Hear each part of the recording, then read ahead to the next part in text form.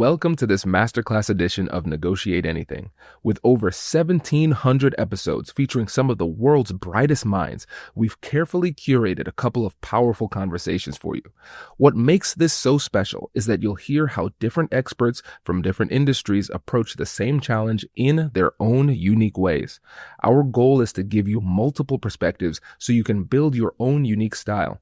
Success doesn't look the same for everyone, and in this masterclass, you'll see exactly why. Let's dive in.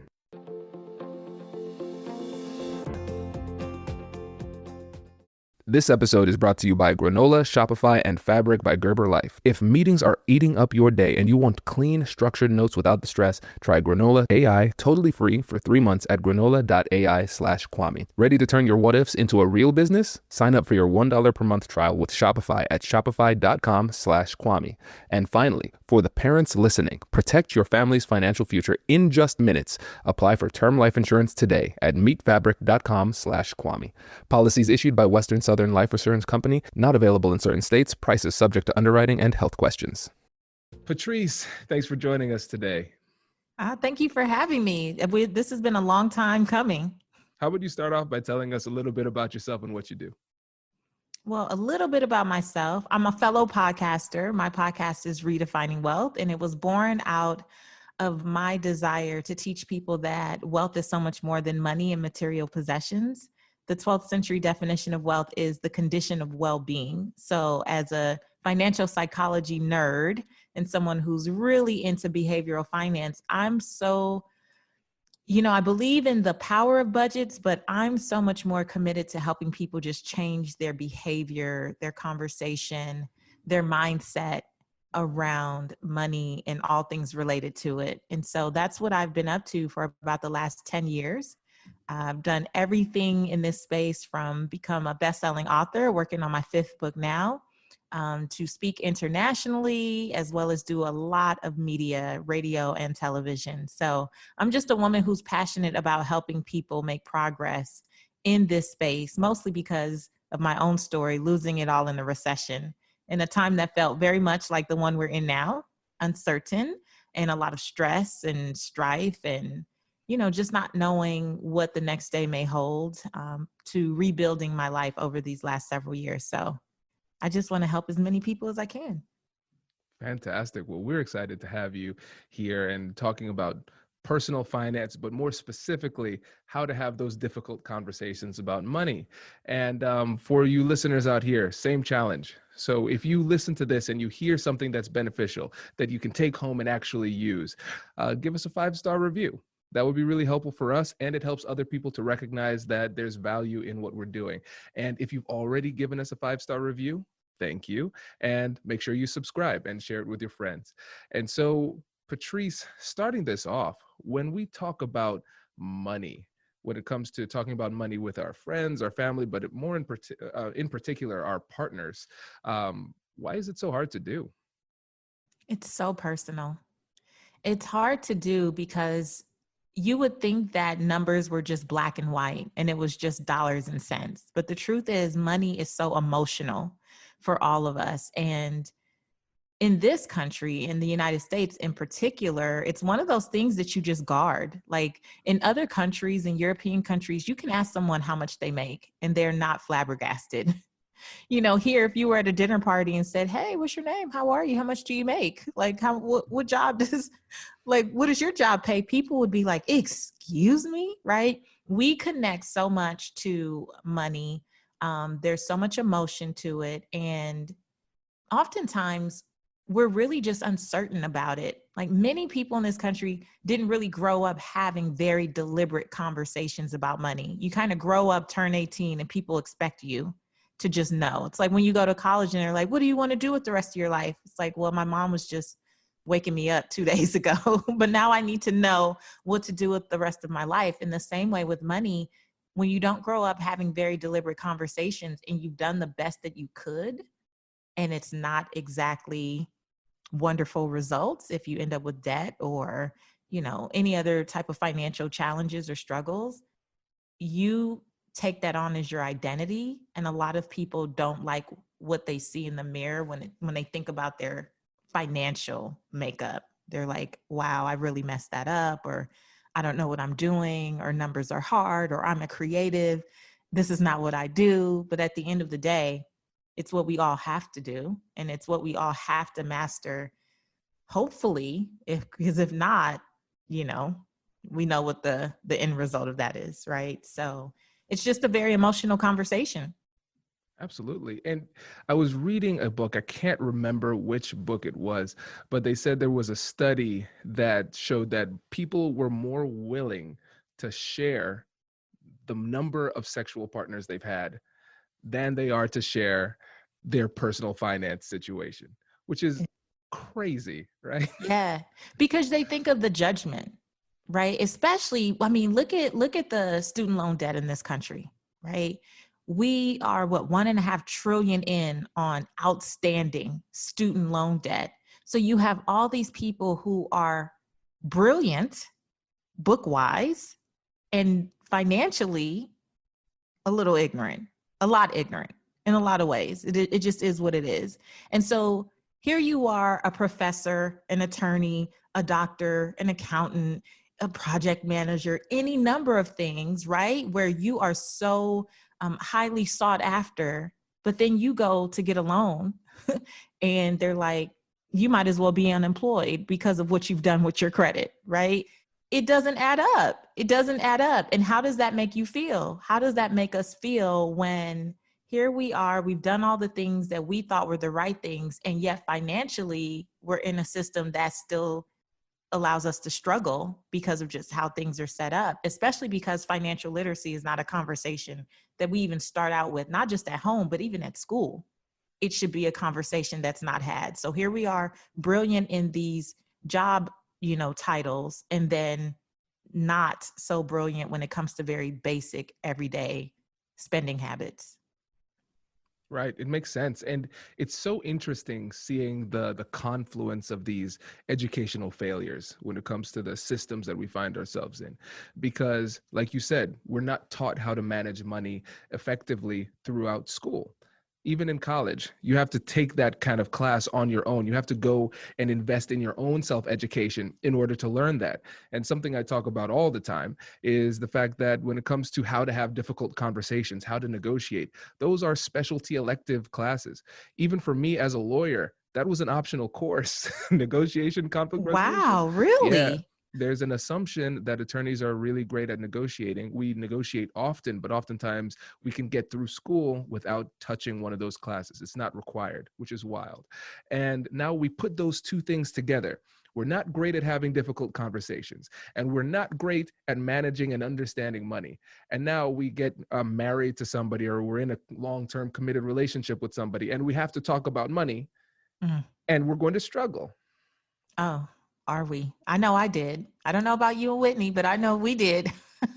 Joan and I Yes. did. Here's what I've learned over the years, and I've been married almost 13 years now. And I remember the first 4 or 5 years, whew, man, it's a blessing that we're here, brother. Like, it is a blessing that we're here. We struggled in this area so much. And one of the things that I learned is to not be so defensive about how I chose to manage my money, and not be so judgmental about how my husband chose to manage the money, because we're both coming from completely different backgrounds. And one of the things that I've, taught people over the years is that before you can really have a conversation, a fruitful and productive conversation with your partner about finances, you have to understand your own financial blueprint, and you have to understand their financial blueprint. There's no judgment, it's just understanding. And that basically means sitting down and really talking about, what did you learn about money when you were growing up?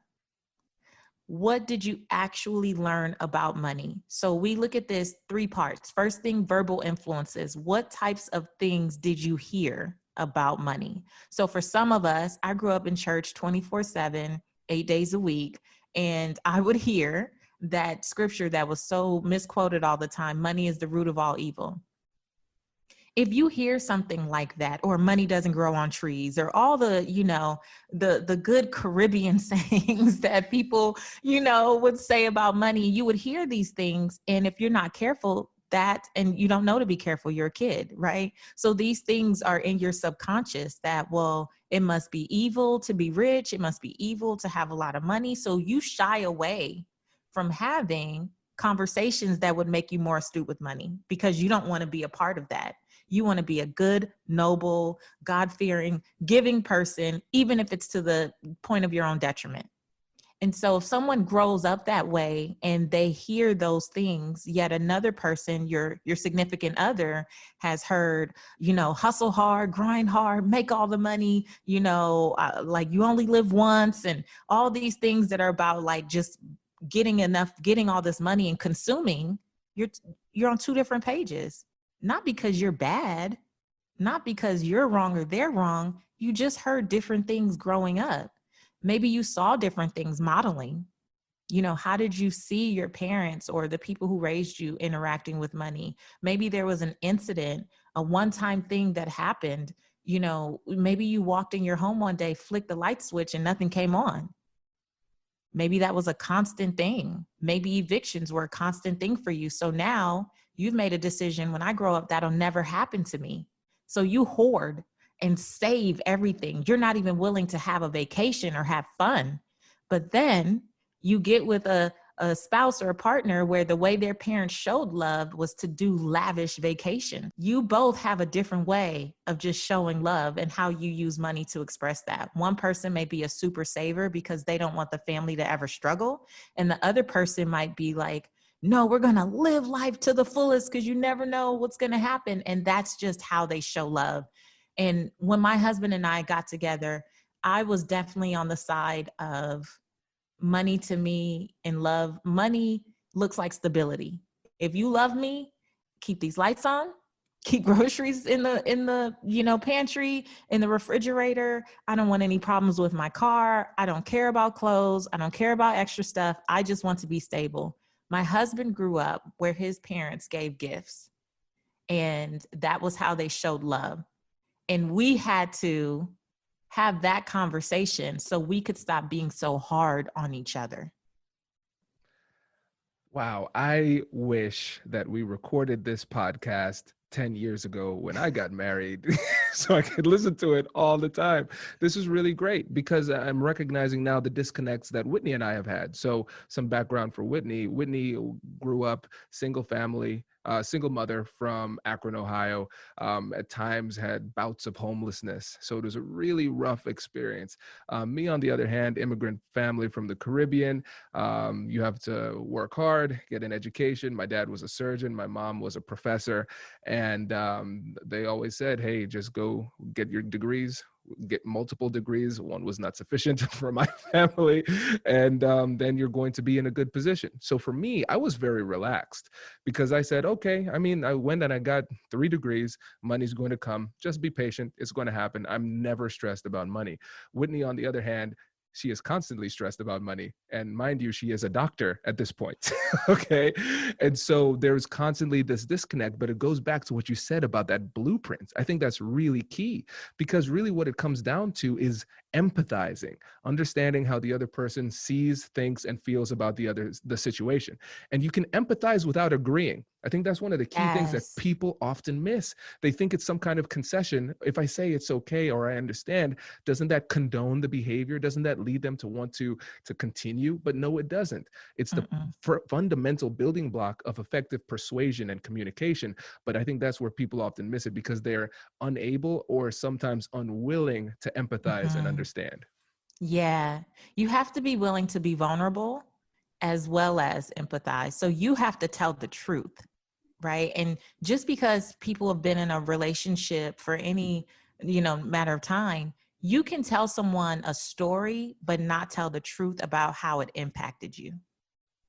Like it'd be okay to say, oh, we had these challenges growing up, but oftentimes we're not even aware yet of how that 12-year-old version of us is still running the show at 32, at 42. And the true impact of that now I only feel secure when I do these certain things, when I behave this way, when I make these types of decisions. And you have to be willing to dig a little deeper because this is not about, you overdrew the account again. What's wrong with you? You're crazy, right? It's like for some people, that's the only thing they know. Like that is the only way they've made that connection between money and possibly how they love or show affection. And that's the only thing they know. They're not concerned. It's like you say, you're a little relaxed. My husband back in the day would overdraw the account and be like, but something's coming on Friday, but tonight we're going to have a good time. I'm like, sir, it's Tuesday. I don't know what can happen over the next 3 days, right? And so we did this several times. We just had these different conversations, not all at once, because you can't do it when you're upset. You can't do it when the account just was overdrawn. You can't do it when someone pulled something out of savings. You know what's ironic? As a negotiation expert, one of the most important skills I teach is presence, truly listening, reading the room, catching what is not being said. But for the longest time, I'd walk out of my own meetings realizing that I spent half of the time buried in my notes instead of actually being present. Things would fall through the cracks, action items would get fuzzy, and I'd have to piece everything together after the fact. But that changes with Granola. Granola is an AI-powered notepad built for the way that real people actually meet. Here's how it works. You take notes like you normally would, and in the background, Granola securely transcribes the meeting. And when it's over, it turns everything into clean, structured, and actually useful notes. And the best part? Granola works through your device's audio, which means it integrates seamlessly into the tools that you already use. No setup, no awkward interruptions. It is just your normal meeting with superpowers. You get to actually listen, stay fully engaged, and still walk away knowing exactly what was decided, who's doing what, and what comes next. If your meetings are eating up your day, Granola is a no-brainer. You can try it totally free for 3 months. Just go to granola.ai/Kwame. That's granola.ai/Kwame. Get 3 months free at granola.ai/Kwame. We've all been there. It's late at night, and you finally find that one product that you've been waiting for, but then you realize that your credit card is in the other room. That's when that iconic Shop Pay button becomes your best friend. It has all of your information saved, making checkout as simple as a tap of your screen. Shopify powers 10% of all e-commerce in the US. They help you to accelerate your efficiency with AI tools and give you world-class expertise in processing returns and managing inventory. Because of features like Shop Pay, Shopify has the best converting checkout on the planet, which means fewer abandoned carts and more sales for you. See fewer carts go abandoned and more sales go through with Shopify and their Shop Pay button. Sign up for your $1 per month trial today at shopify.com/Kwame. Go to shopify.com/Kwame. That is shopify.com/Kwame. The time to have these conversations are when there is peace. When there is peace time, it's not time to have these conversations in wartime, because then you can't get to the vulnerability and the empathy, because someone is going to put a wall up to protect themselves, and you're never going to get to the heart of what's really going on there, right? And in that, it can't be wartime, because you know how it is. If you say, when my dad used to do this, or my dad used to say this, it can go down with spouses. You'd be like, well, that's why your daddy, right? Instead of embracing what your partner is saying, you start taking jabs at other family members. And I've seen this happen in financial counseling. And I'm like, well, hold on. We don't want to do that. So I always suggest people have the conversation before something blows up, or if something has already blown up, just wait, give it a few days and say, you know what, I was listening to this podcast and I heard this interesting thing. It was, they were talking about what did you hear about money when you grew up? What did you hear about money? Like in a non-threatening way, so that everybody can just say their piece. Because once it comes out, you'll understand that no, it's not, you have to agree. It's just that you have to understand that that's the why behind it, and see the person's heart. Because if you're in a relationship, I'm going to assume, unless there's financial abuse going on, that you're a team. No, you're a team. You're working towards the same goals for your family, for your life, for your legacy, for your children. It's just that you have different ways of going about it. And, you got to get to that, not his way or my way or her way, how do we take these different personalities and create our way? What's the new way we move forward? Oh, this is great. I'm taking so many notes just for myself. This is really great. And I like the idea of the importance of vulnerability. That's critical, especially in a romantic relationship, especially with an issue like this. And what I'm recognizing too is that a lot of times we might not be as vulnerable with ourselves before the conversation. So we don't have a good enough understanding of where we sit. And then we just have this emotional response. And then we engage in a conversation right there without fully understanding what caused us to feel the way that we're feeling right now. And so the other person doesn't even have an opportunity to solve the problem because you yourself don't have an idea of what the problem really is within yourself. Mm-hmm. And then I really like the idea of waiting for a peaceful time to have these conversations because it puts you in a good mindset. They're in a good mindset. You're not dealing with that amygdala hijack so people can actually think clearly. And I think about it in terms of pre-negotiation. Before this conflict happens, what are we going to do? What's the game plan Yes. going forward? And people are more willing to make agreements there. And so then when the actual situation occurs, then you can say, hey, you remember back then, we already talked Mm-hmm. about this. We know what happens next, right? That is exactly it. That is exactly it. So it gets you to that point where you understand his way. You don't agree, but you understand, right? You understand her way. And now you can talk about our way because no one's way is 1,000% correct. You have to figure out what's the best way for your family to move forward.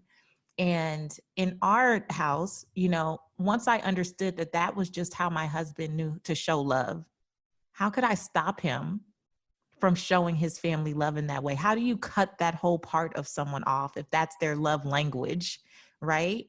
He has to be able to express love in his way.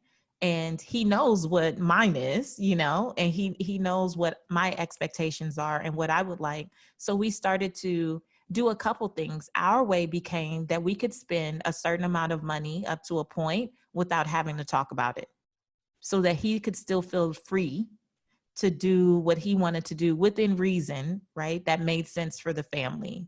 So not, oh, I went on a shopping spree for you. Well, I don't like clothes. So I'm not that concerned about stuff like that. Before we had these conversations, he would go out and buy 3 pairs of shoes, like different colors, same shoe, different colors. Like that was his thing. He liked to make a big splash in a presentation. And after when we got to that point where you couldn't just spend a certain amount of money, let's call it $500 without having a conversation and making sure everybody's good with that. He would start to do stuff. It made him like start looking for deals, which he never did back in the day. He would look for stuff, coupons, rewards, whatever. And so he could still have that high that he would get from doing that, but it was done more responsibly, which I would appreciate. So he would get something and he would go, and I saved 30%. And I'm like, you go, boy. Yeah. So now it's still to this day. I mean, that was about 10 years ago. And to this day, it's still a little game where if he says like, he gives something, he'll be like, and I saved money. It's always that little extra thing because then that's when I can like high five and really enjoy it. I've learned to enjoy it more as the years have gone on, but it was more so about just understanding like, wow, when he makes these decisions, they're not because he doesn't care about the family. And that's the thing with money. Sometimes when we judge the way other people interact with money, we think that it's, you don't care. You don't care. Like, look at you sleeping. We're broke. Like, what are you doing taking a nap? Right? What are you doing laying down? Or why aren't you out there doing more things? Especially again, I'm Caribbean, so I come from a background where people have a million jobs. I hate, to be stereotypical, but it's true. I was used to folks doing work sun up to sundown. So I remember back in the day, especially when we were struggling with our finances, I lost everything in the recession and we had to rebuild. I'm like, you taking a nap? Like we don't have nap time. Like in the day, my baby can take a nap. You, sir, cannot take a nap. But that was how he, refreshed his mindset to get back out there. It just had to be a constant conversation. But once I learned to stop being so judgy and I gave him the dignity of his own process, so much has changed over the years, not because I kept nagging, but because what we did agree upon as our way, we both agreed and we both stuck to. But then in my way, for other things like how I manage my business finances, we both entrepreneurs and we have two separate businesses. Once he saw the progress that I was making in my business, I didn't have to nag him about what he was doing, right? He would say, babe, why are you doing that way? Oh, okay. Okay. So, tax time comes. He's like, why do I have to pay more than you do? He's like, oh, that's what you're doing. Okay. Right. So I gave him the dignity of his own process, meaning just trusted that if I continued to be an example and just had empathy for how he moved throughout his financial life without judgment, he could come over if he desired to in his own time, in his own way, and therefore stick to it versus trying to force him to be like me, which I've learned a lot from him too. So being like me ain't 1,000% bulletproof, right? But we've given each other the dignity of our own process where we don't try to force either to be like me. We have a chance to go out and try, test, tweak, fail, get up, do things again without the judgment. Yeah, no, that makes a lot of sense. And two things that I took from that I thought were really, really great. First of all, the mindset that you brought into these conversations. In my book, I talk about the benefit of the doubt. We're going to assume the best of intentions here, because if you go in and you're assuming this person is just trying to destroy me, it's going to change the way that we interact in the conversation, and it's going to invite negative responses. So just that adoption of that mentality put you in a better position for success during the conversation. And then the thing that you said that I thought was absolutely brilliant, the dignity of his own process. You outlined some parameters and said, these are the challenges that we're facing. And he respected that, but you allowed him to figure out the way to do it himself. And that's autonomy. Everybody wants to feel like they have control over their own destiny. Now, you can say, hey, these are some things to consider, but I'm going to leave it up to your creativity to find a way to do it yourself. Because if you try to do it the other way and you try to force them and you belittle them and say, no, you can't do that. That's wrong. That's wrong. Even if the person recognizes, you know what, they might be wrong. I might be wrong here. They're going to rebel just for the sake of rebelling. It's like, I am an adult, right? Yeah. Nothing good ever comes from nagging. It just doesn't. And I know, especially as a woman, I'll speak for the ladies. We love to, especially when we first learn something new, when we hear something new and we're like, oh, I'm doing this thing. It doesn't matter if it's about money or health or any number of things. We want to tell everyone and we expect them to change 2 minutes after we shared it with them. And the thing that I see a lot with women in particular in my space, especially when they listen to my podcast or read my books or something, I've been telling my husband every day, I'm like, well, your husband DM'd me too and asked me to stop. Thanks a lot. I can't tell you how many emails or DMs I've gotten from men over the years who are like, look, my wife likes your stuff. And, she's been trying to get me to do this or that. It doesn't make sense for me. It's one of the reasons I ended up writing a book for men, because it was real money answers for women first. And the women kept nagging the men in their lives about the book. And I kept getting emails or direct messages from men. And they're like, you don't understand. That's not how it works. So I had a focus group of 100 men help me reshape the book and do it for men because of that very thing. But I would tell the women, okay, we have to find a way to work together. We cannot nag people to death and then expect for them to just do it because we said so. How about you be an example? How about you focus on doing those things that you now believe deep down in your soul and allow them to see the results? People will ask questions and get behind the results that they see. They will not get behind you just talking and nagging. It doesn't work that way. Not even our children. As a mother of a 13-year-old, I could tell my daughter things till I'm blue in the face. At the end of the day, she's going to make the decision that she wants to make. And if I don't give her autonomy, as you talked about, she'll rebel just for the sake of doing it, even if she actually agrees, right? And so if you can't force a 13-year-old, you can force Kai to get out of your office. The first time we recorded, right? He's what, 5? Yeah, 4.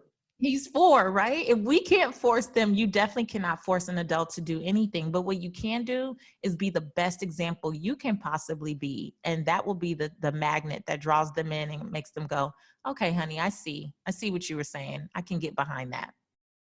Yeah, no, these are really great points. And now one of the things that we need to adopt is a more of a patient mentality when it comes to these conversations. Like you said, it's not going to happen immediately. And so for those people out there who are scribbling notes frantically like me, how long can this process take? What is a reasonable expectation? I think it depends on where everyone starts, because some people are going to have this conversation, that initial, how did you grow up around money? What's your financial blueprint type of conversation? And they may find that they're not that far off. They're just a few tweaks and a few adjustments where they could get on the same page and, get to that place a little sooner. Some of us are going to, like me, I had to bring this conversation up in different ways many times over at least 2 years personally. It took some time. My husband just could not get it. He couldn't get what I was saying, and I really couldn't get some of what he was saying. And it took time. It took a lot of these conversations, mostly during peacetime, a few during war times, but mostly during peacetime, to finally get there. And not everything changes overnight. There were small things, at that time, it was getting on the same page about a budget. It was getting on the same page about not spending over a certain dollar amount, like I said, without talking to each other.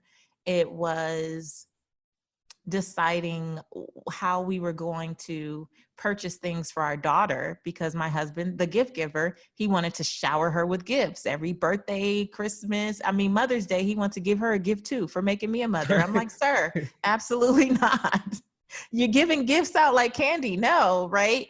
And so it took time. And I think that patience is going to be your greatest friend. You have to be patient with the process, because when we want to change, back to the people who may be more financially astute, however you got there, you probably were on a journey too. It's just that no one was micromanaging you. So you were able to make mistakes. You were able to straddle the fence. You were able to set a financial goal and then not meet it. You were able to say, I'm going to set up this automatic savings transfer from my paycheck and then take it out after it hit and go spend it frivolously. You were able to do a lot of things possibly with no one watching you. And so now that you're in a relationship and you would like for your spouse to be better with finances, you can't keep the hawk eye on them the entire time, because no one was doing that to you. And that's what we have to remember. And that's what I had to remember. It took me years to become America's money maven. That's not what my husband signed up for, right? Right. Like, that's not what he signed up for. That wasn't his gifting. That wasn't his genius. That wasn't his zone of interest at all. So once he started to even show interest, it wouldn't be fair to be like, hey, we talked about that on Sunday. It's Thursday. So they need you to pull it together. That's not fair. And we can't do that. That goes back to giving people the dignity of their own process, because most things that really stick, for me at least, I had to fall. I had to fail a couple times. I had to have a little breakdown in order to have a breakthrough. And I think many of us are like that. So giving people the space to even fail and realize that the conversation that you maybe had some weeks ago, some months ago, some years ago is why you were having that conversation. And once they have an experience of their own that they can connect to, they'll get it.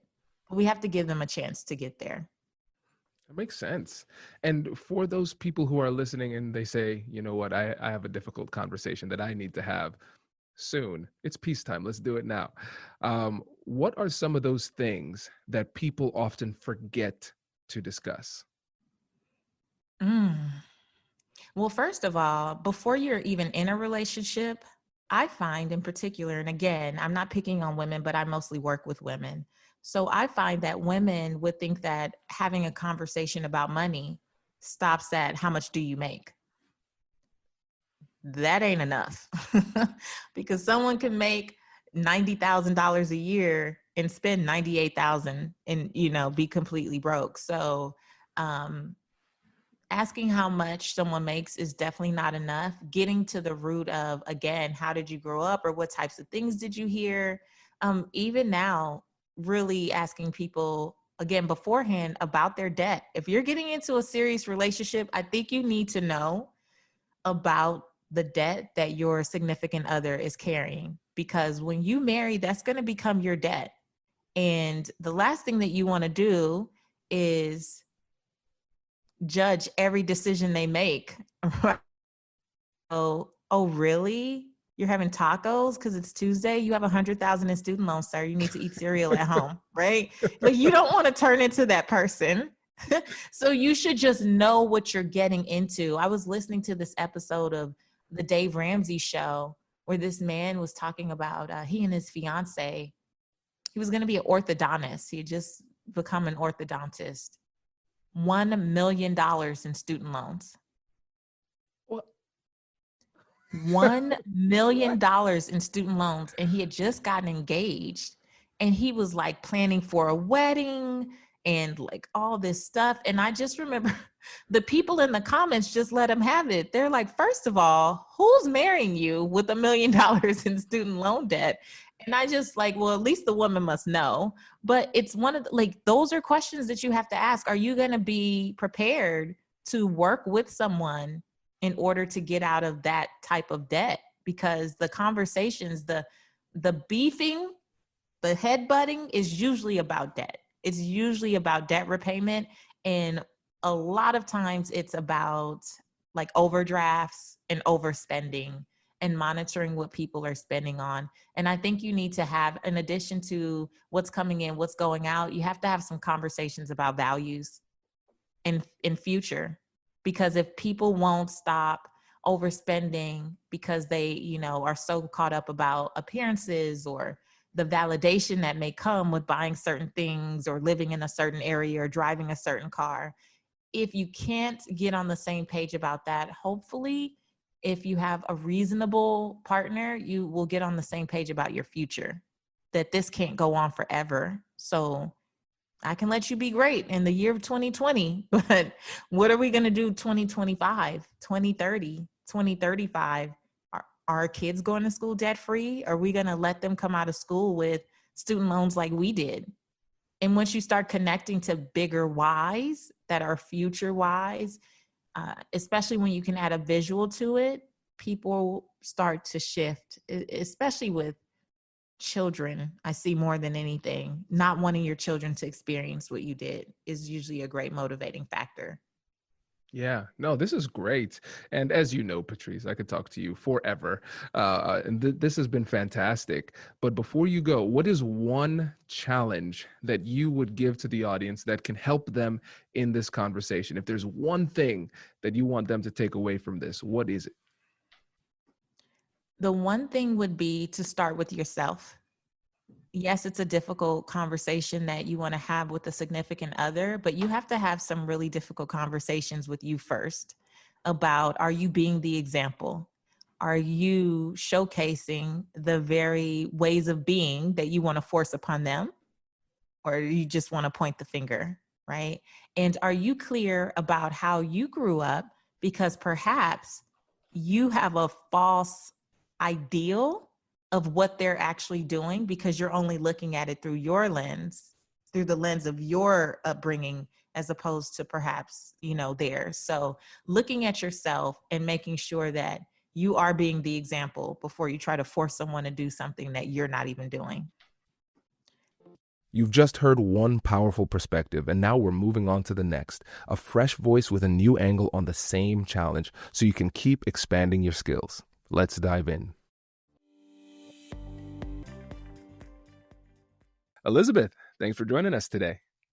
Kwame, thank you so much for having me. I'm so excited. Yes, me too. Me too. So how about you get us started by telling us a little bit about yourself and what you do? Yes. So I wear many hats. I like to tell people I'm a financial advisor, a wealth manager, and also a money coach or money therapist.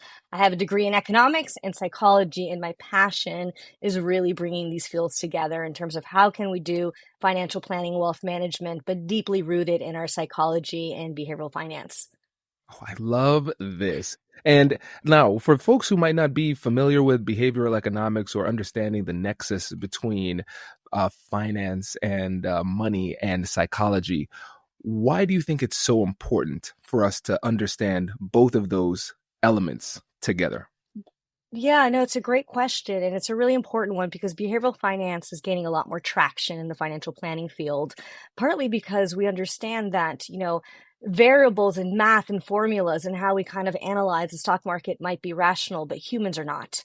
Right? Our reaction to news, to events, to our feelings, to our personal lives, to external lives that doesn't necessarily equate to rational behavior. And so we really need to know what is underlying our emotions, our psychology, our relationship to money, because it will impact our financial strategy.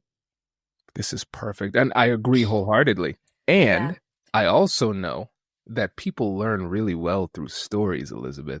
So I want you to regale us with a story, Yes. perhaps somebody you know in your life. Oh my gosh, I will start with I'll say a couple things, right? It's like I love what I get to do because I get to talk about money every day of my life with people, and that's really important. We do not talk enough about money, right? And the more we talk about it, the less it becomes a cultural taboo. And so I'll be vulnerable and share a little bit about my personal story because I think that's what can get the juices going in terms of how can we talk more about money in your own life, with your partners, with your families, with your colleagues, etc. And recently I wrote a book that allows us to have different entry points. We don't have to talk about numbers when it comes to money. We can talk about our story. So let me go back to that question, a story.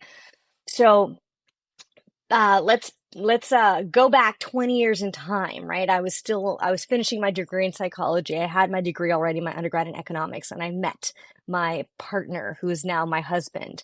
And I remember we started dating, Kwame, and I'm a planner, right? I do this for a living. I love spreadsheets. I map out my budget. I know what's coming in. I know what's going out. And we started dating, and he just appeared to be this happy-go-lucky, I'm like, oh, does he make a lot of money, right? Like, that's kind of attractive. Can he, pay for our dates, etc. And we started dating. So I noticed two things. First thing I realized, wow, he actually has a lot of credit card debt. How do I feel about that, right? And so I had to kind of come to terms that he was not as financially organized as I was. So start to appear the different money personalities. And then we started dating. We moved in together. And we started going out to dinner with our friends. And my husband would be the one, actually, he wasn't my husband then. We were dating. We had to get through this before we actually were able to get married. And he started picking up the bills because he is an overly generous human being, which on one hand we can say amazing, right? He is kind. He is generous. He is the life of the party. People want to be in a room with him. But when he would do that, Kwame, my heart would drop, my temperature would go cold. I'd be like, oh my goodness, this does not fit in our monthly plan. And I remember that was a moment, kind of like that come to Jesus moment where like, can I marry my financial opposite? And I bet I am not the only person who has that question, right? Opposites attract. And a lot of times we're attracted to people who have different behaviors that potentially can complement ours. So fast forward 20 years, I have gone into this work around behavioral finance and money management and wealth management, partly because I had to figure it out myself. And we did a ton of work which I share with my clients where we had to figure out what were our wisdom and shadows, right? What did we bring to the table as a strength when it came to our relationship to money? What was a place that we potentially had a shadow we weren't looking at? It was a weakness that we had to own and take responsibility for. And so when I started to do that, I realized my husband was there to teach me generosity.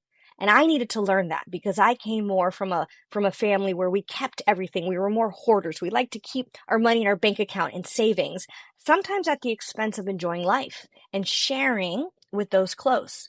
Whereas he came from a family which, A lot of times they didn't know where the next, paycheck was coming from. So he was taught to live in the moment, right? If you get $100 to buy a steak, you buy the steak and you share it with those in your life, right? So very different upbringings. And I got to teach him how to create a plan, how to get out of debt, and how to not only satisfy our present money self, but as well as our future money self and take care of our past money self. I say those three things intentionally because that's what causes a lot of chaos and conflict and confusion in our relationship to money. We have these different parts of us that all need attention. And given our personalities, one of them may dominate over another at the expense of creating a solid financial plan for all parts of you. So I am happy to announce we've been married now or we've been together for 20 years. We've gotten through our financial challenges, and he today is my money best friend. Unbelievable. That's such a great story. Well, thank you for the vulnerability. I appreciate this. Yeah. And there's so much that we can take from this because, first of all, we can realize that there is hope. We Yeah. can work through these things because Yeah. I know that there are people who are afraid of an impending conversation or can think Yeah. about avoiding some of the conversations that needed to happen because they didn't think that there was a way through. There wasn't a way to do it in a respectful, loving type of way. And you're right. The more that we have these conversations about money, the more we will gain in the skills and resilience necessary to have these conversations about money. And we start to normalize it so we can have better relationships. And one thing I want to hone in on here, I'm recognizing that there was a fair amount of self-exploration that had to happen Yes. because you said, how do I feel about that? It's not just about the behavior. It's about the impact that it had on you emotionally. And then recognizing that it's not necessarily that somebody's right or wrong. It's just that we're different and we need to work together to reconcile these differences.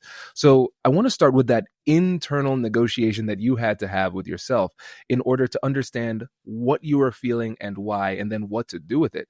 So let's walk the listeners through how that goes down. Yeah. Yeah. No, I mean, such a great observation, Kwame. And I would say three things. If there's three things I want listeners to take away from is one, no couple or partner has walked into my office having the same relationship to money. And so what I want to tell listeners is, like, you have a unique relationship to money. Get to know it, own it, explore it, right? And that relationship to money that you have does not need to look like that was inherited to you, passed on to you, etc.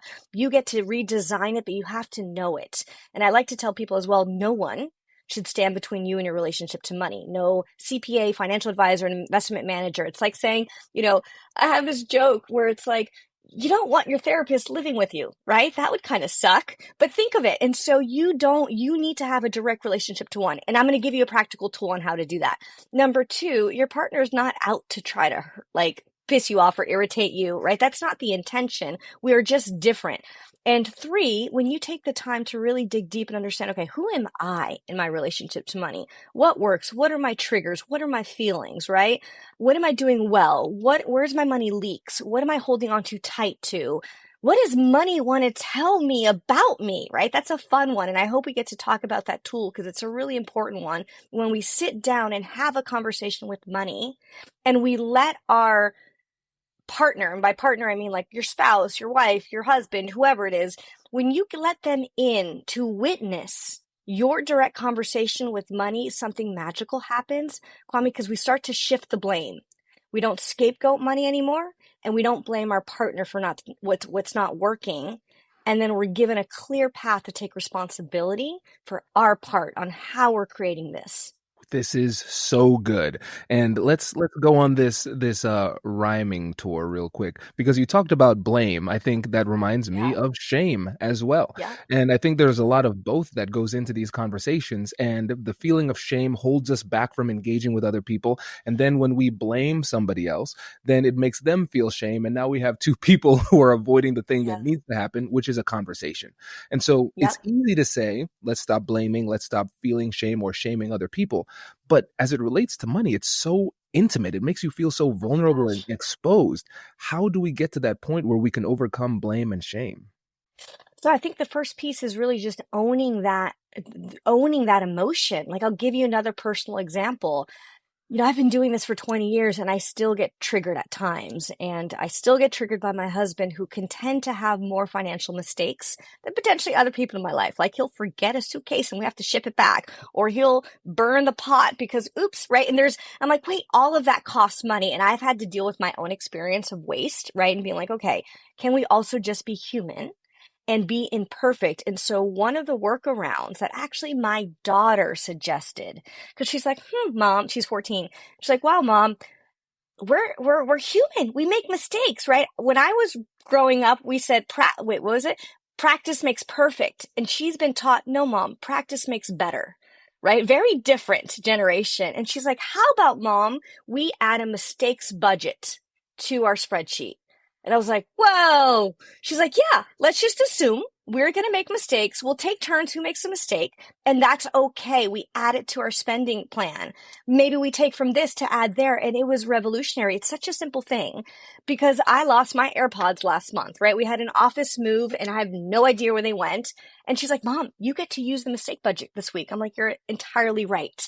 Instead of blaming or feeling shame, right there, we can start to have a different relationship to money, where we just use resources to also underline the fact that we're human.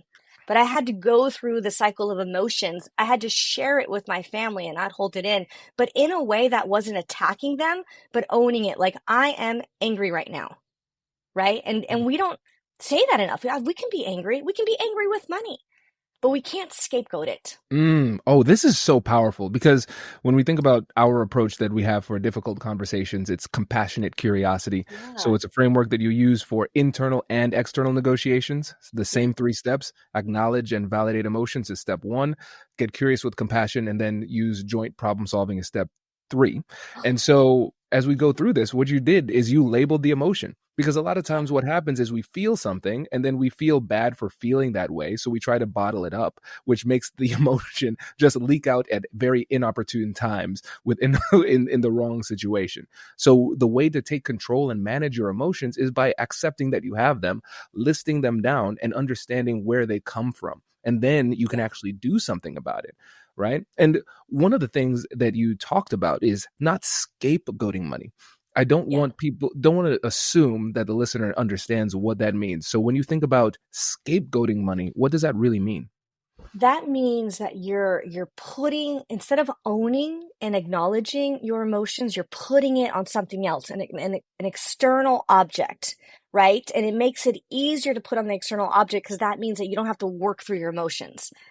So let me give you another example, a client example. I had a client walk in. She was an employee at PayPal, and she was so angry at the stock market. And I'm like, I'm kind of smiling inside. I'm like, wow, that's something big to be angry about. Every day it's going to go either up or down, right? Like, I'm like, we are on fast track to suffering if you're so angry at the fluctuations in the stock market.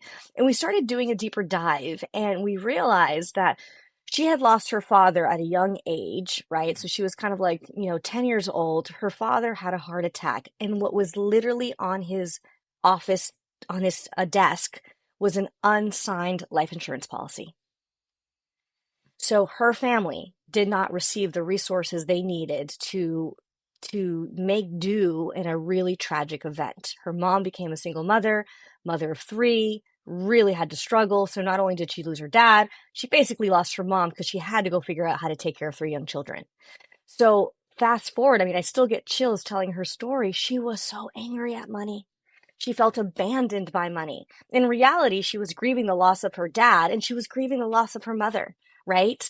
And she, by scapegoating the fact that money was so fickle, that's where she was putting all her emotions. And a lot of our work, I have to also distinguish when someone needs more of a therapeutic container. I put them in that direction, but I can help be like, hey, let's talk about this. Underlying your anger to money is this deep, deep grief.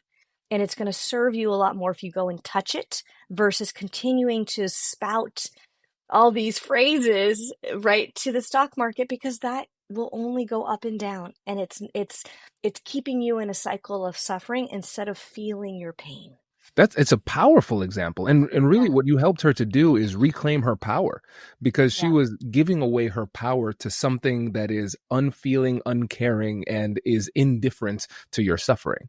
But by 100%. getting a better understanding of why she felt the way that she felt, now you can actually help her to get on the path to better, to Yeah. figuring out what would make her feel better, and then what she could actually do, which would bring her more clarity when it comes to decision making as well. Yeah. Yeah. So can we turn towards the conversation with money tool? Yes, I would love to. Yes, Let's do it. because I think this is such an important negotiating tactic, and it comes back to that external. Like before, this whole, the whole podcast and your whole message is around how to become more skilled negotiators. And what I like to tell people, going back to that cycle of like acknowledging, taking recognition and ownership, and then problem solving, you can do that with money before you go into a negotiation conversation, right? And so what this means is that like money can be a guide and a mirror to you, right? And I know a lot of people are like, well, what do you mean by that, Elizabeth? And in reality, if we sit down and we take the time to get crystal clear about what our conversation, right? I'm not saying monologue. I'm not saying what you want to just like get off your chest to money. Your conversation with money is, you will gain so much insight to what are the feelings and emotions you need to recognize and take ownership on before you're going in to talk about money. Because the reality is, when money enters the room, if you're negotiating salary, right, a compensation package, when money enters the room, the energy in that room changes, right? Because it feels very charged. So if you're clear on what the charge around money is for you, the better you will walk into a money conversation.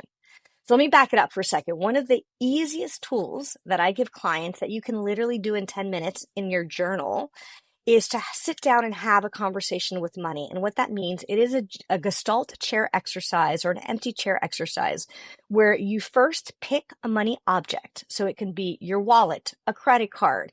My younger generation picks up their phone and shows me an app, whatever represents money to you. You put it in the chair in front of you. You decide the right distance, Kwame. Some people will pull it really close. I'm like, ooh, you are wanting an intimate relationship with money. Some people will push the chair away. I'm like, you need a little more distance. Like, just kind of track that right distance. And then you each get 2 turns. You put a timer on your phone for 3 minutes, and you get to go first. For the first 3 minutes, the invitation, it's almost like you heard a knock on the door. You're in therapy with money. You get to tell money what you feel.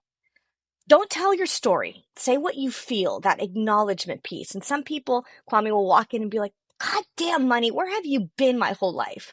Or, money, so good to see you. Tell me all your secrets, right? Or, money, I don't even know what to say.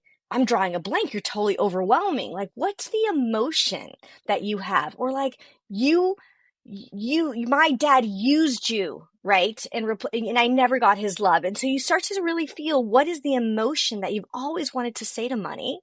Or secretly, I want so much of you. I just don't know how to get more of you. And so you start to see, it almost becomes like this secret that we've been carrying inside of what I've always wanted to say to money. Then when the timer goes off, stop and trust that you have said everything you've needed in that first round. Change chairs. Now it's money talking back to you, right? This is when people start to feel resistance. But if you just try it, you will be totally amazed at what potentially can come out of your mouth as if you were money talking back to you. If that's too much of a stretch, you can have this conversation between the part of you that pays bills and pays taxes, right? All of us have like that financial person in our lives and that a part of ourselves, with the part of you that potentially is a little bit less responsible with money, right? Or has a different experience with it. Have this conversation. Let money respond. It gets its 3 minutes. Then you get to do that one more time. And then you get to take a step back and be like, let me not problem solve yet. I know that's an important step 3, but let me for a moment just realize, what was the emotion there? Was it anger? Was it avoidance? Was it hoarding and grasping? Was it anxiety? Was it overwhelm? Was it gratitude? What was the emotion in that conversation? And that will give you so much insight to how you walk into a money conversation. What is that energetic charge that you bring that potentially you haven't had awareness of, so that you can start to be like, is that the energetic charge I want to walk into my negotiating conversation with? And if it's like, yeah, hell yeah, me and money are tight, well, then go for it. And next time you sit down and have a conversation with money, say, hey, money, this is what we're doing tomorrow. We're going to sit down and negotiate X, Y, and Z. And what insight do you have for me? What angle am I not considering? Use it as a guide and a friend. If you don't like the energetic charge, be like, okay, money, guess what? I have an important conversation tomorrow and I'm feeling really angry at you. Let's figure this out so that when I go into the conversation, it is not so charged.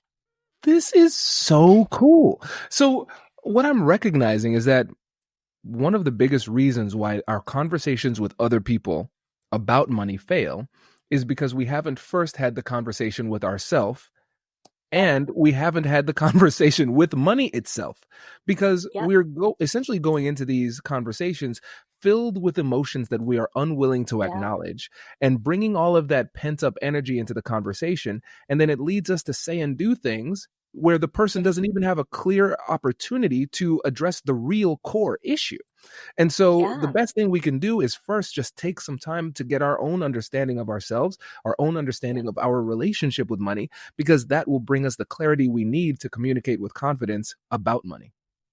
Exactly. Exactly. Because one of the biggest things in negotiations, like, oh, I mean, I know for women, I work with a lot of women, is like, I don't know how to ask for my worth, right? I feel lack of confidence going in and talking about money. So again, have the conversation with money first. Where are you feeling unworthy, right? Where did that belief come from? Likely it didn't have anything to do with money. So why is it being transposed on your conversation with money and your relationship to money? Because you're walking in the room with that. It is electromagnetic induction, right? You are walking in charged, and that is altering the field. So if you want to have the best energetic field when you go into negotiation, right, clear the field first. Mm. This is so good. It's so fascinating and also extremely unique, Elizabeth. I know you know this, but for us, we've been on the podcast for 9 years, which makes us prehistoric in podcast years. And so High we five. Thank you, thank you. And this is one of the most unique perspectives I've ever heard, especially as it relates to money. Because Yeah, again, like I said, we're starting in the wrong place. And now yeah, that we have this type of clarity, how do we yeah. start the conversation with the other person? How does this new approach, this homework that we've done leading into the conversation, how does it change the way that we navigate and engage with the conversation? Yeah, and I feel like your question is guiding me back to how we started, right? Like, how do we have this conversation around money more with our partners, with our family, with our kids?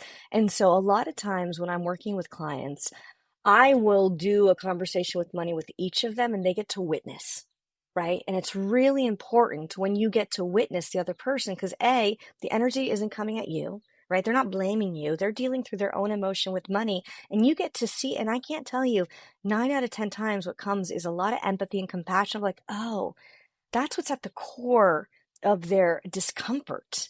I get that now. Okay, I'm going to lean in and help him or her or they because that's what they're dealing with and that's where it's coming from, and vice versa, right? You're like, oh, I get it. When I do this, it triggers you because it's touching that core wound, right? So we get to really be each other's best friends because we know what's happening. It's like um, coming back to the conversation with my husband, right? Uh, he came from a family that moved around a ton. And so for him, trying to create a plan was like, why are we going to do a plan? We're just going to pack up and move. Right. And I'm like, and I came from a family that I've only had 2 childhood homes. I'm like, no, we stay. Right. And so once we started to realize the way we were raised around money, our financial DNA was impacting our relationship to money, I can look at him and be like, okay, I can hold his behaviors in relationship to his story. He's not trying to piss me off. Right. And vice versa. And then I can use that, we can help each other and become each other's sounding boards. I can be like, hey, babe, I had this really important money conversation. Like last year, Kwame, I went through a whole process of raising fees on all my client accounts. And I had to really get clear on why I was doing that, what my conversation with money was, so that I could clearly communicate that to my clients. And I'm happy to say I did not lose one, right? Because I was able to really delineate what was the value I was bringing to the table and why I needed to adjust my fees to be able to deliver more. And so we can ask for more money. Money wants to be part of your life. Oh my gosh, can I say it again? Money wants to be part of your life. It is a freaking creative tool. It is a technology, right? Humans, we can use it for good or for bad, right? There is this feeling sometimes that there is harm that's caused with money. I agree with that. But money is a technology that wants to be part of your life. And if you're listening to this podcast and you are committed to making this world a better place, by all means, call it in, because I want you to have more money to work with. Man, this is so good. And I think, especially with the intimate relationships that we have, just recognizing it's not about me is so powerful, because Yeah. money is so personal that when somebody has a money story or beliefs that are different from yours, and then it comes into conflict, it feels personal. It feels like an Yeah. attack, and it feels very unsafe. You feel unseen. Yeah. But now being able to see the vulnerable conversation that your partner's having with money, then you say, oh, this isn't about me at all. I just happen to be present in these conversations, but it's not about me. And it's not, so it helps me to not take it as personally. And then also going to the story about you raising your fees. This is powerful, because this is something that everybody struggles with from one time or another when it comes to feeling as though you are enough or worthy. And I know you literally wrote the book on the feeling of enough, right? And having that conversation with money to put you in a position of confidence and self-understanding before you advocate for yourself, whether it's a salary, whether it's a promotion, or trying to land a client or keep a client, I think that could give people a really firm foundation for the conversation. So let's walk through that, because we've been focusing a lot on the intimate conversations we've been having maybe with our partner or our family. But when we're having the conversation with ourselves to feel like we're worthy of more, what does that look like? Yeah. And so, again, I know that I really started with the internal exploration of it, of getting clear of like, okay, first of all, what feels off, right? Where's my boundary being transgressed in terms of like what I'm offering to my clients, the level of high quality service and what I'm being paid, what feels off, right? And so a lot of times that boundary gives us a red flag of something isn't in alignment. So that was step number one, realizing like I was starting to feel resentful, and that is never a good thing when it comes to client services, right? And so I'm like, okay, but that has nothing to do with my clients. That's on me. I'm creating a lack of boundaries and a lack of consistency in my fees. Step number two was to do an audit on all my fees, right? Which ones were actually following a structure that was consistent amongst all my clients, and which ones that I feel like last minute I gave a discount because I thought that was the only way I was going to keep the client. It's like, you know what? I'm at a place in my career where I need consistency and steadiness. And if I lose a client, that is okay.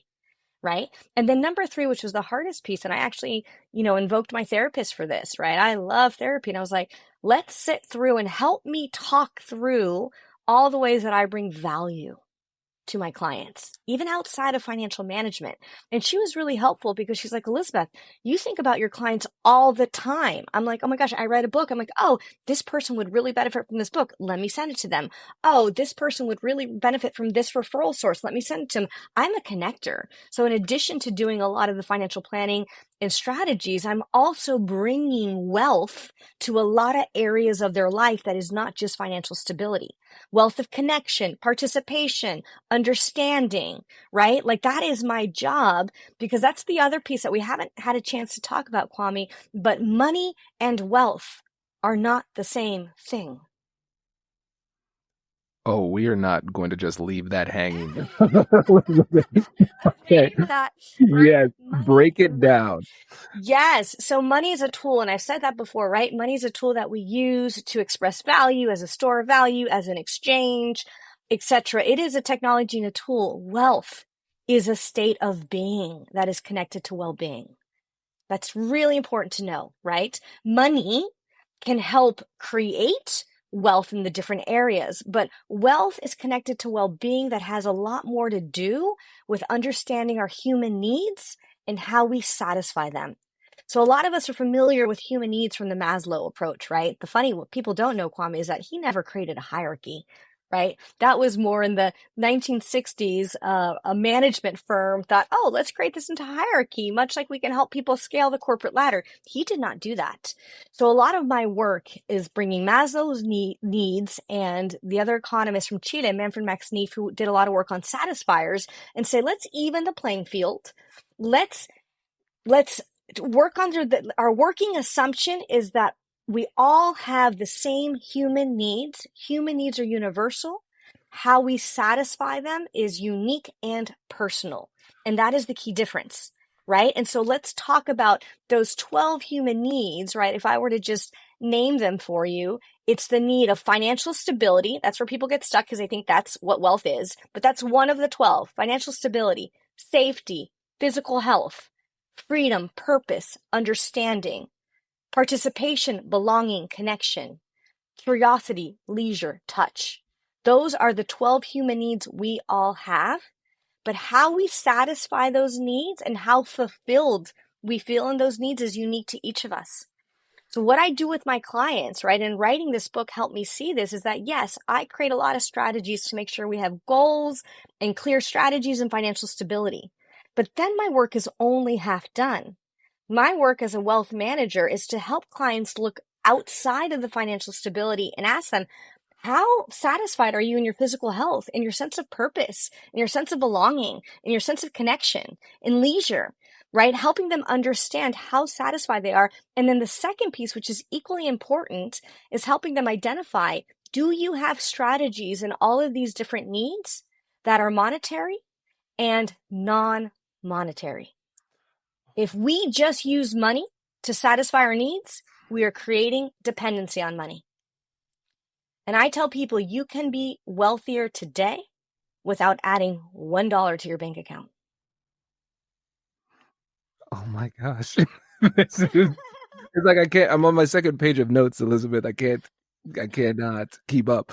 This is so fascinating. So not only did we learn today that we were starting the conversation at the wrong place, we should be first having the conversation with ourselves and then having the conversation with money and then having the conversation with the other person.